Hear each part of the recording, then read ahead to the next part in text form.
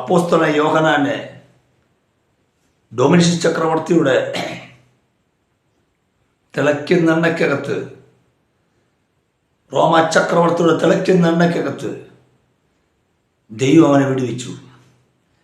തിളയ്ക്കുന്ന എണ്ണയ്ക്കകത്ത് ഇട്ടവനെല്ലാം പിന്നെ തിരിച്ച് ജീവനോടുകൂടി കയറിയിട്ടില്ല.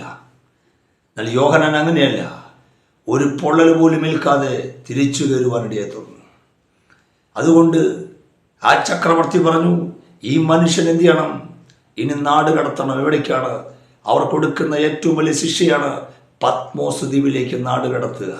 ആ മനുഷ്യനെ അവിടെ നാട് കടത്തിയപ്പോൾ ഭീകരമായ അന്തരീക്ഷങ്ങളിൽ, അത് ഈ മൃഗങ്ങളുള്ള സ്ഥലം, മനുഷ്യന് ജീവനോടുകൂടി പിടിച്ചു തിന്ന അവസ്ഥകൾ, മനുഷ്യനെ അത് ജീവനോടുകൂടി അടക്കുന്ന ഒരു സ്ഥലമാണ് അത് ഈ പത്മോസ് എന്ന ദ്വീപ്. അവിടെ ദുഷ്ടമൃഗങ്ങളും ജീവൻ ജീവിച്ചിരിക്കുമ്പോൾ ആ മനുഷ്യനെ തിന്നുകളയാൻ ശ്രമിക്കുന്ന ദുഷ്ടസർപ്പങ്ങളും കുറക്കന്മാരും കഴുകന്മാരും അവനെ നോക്കിക്കൊണ്ട് നിൽക്കുന്ന സമയത്ത് പരിശുദ്ധാത്മാവിൽ യോഹന്നാൻ നിറയാൻ തുടങ്ങി. നിറഞ്ഞപ്പോൾ യോഹന്നാൻ ഒരു ശബ്ദം കേൾക്കുകയാണ്. യോഹന്നാനെ കണ്ണിൽ ദർശനം കാണുകയാണ്. സകല വഴിയും ശത്രു അവന് വേണ്ടി അടച്ചു വെച്ചിരിക്കുമ്പോൾ ഇനി ഒരിക്കലും രക്ഷപ്പെടാൻ പറ്റത്തില്ല. ഈ പത്മോസ് വെച്ച് യോഹന്നാൻ തീരാൻ പോകുക.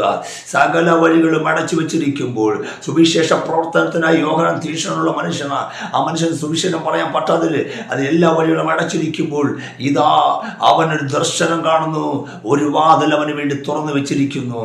അവനോട് ഇവിടെ കയറി വരിക, മേലാൽ സംഭവിക്കാൻ നിനക്ക് കാണിച്ചു തരാമെന്ന് പറഞ്ഞു.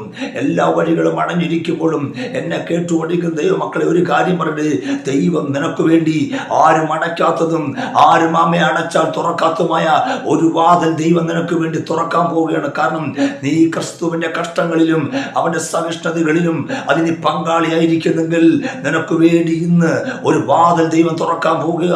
അതാരാലും അടച്ചു കളയാൻ കഴിയില്ലെന്ന് ദൈവാത്മാവിൽ ഞാൻ വിളിച്ചു പറയട്ടെ.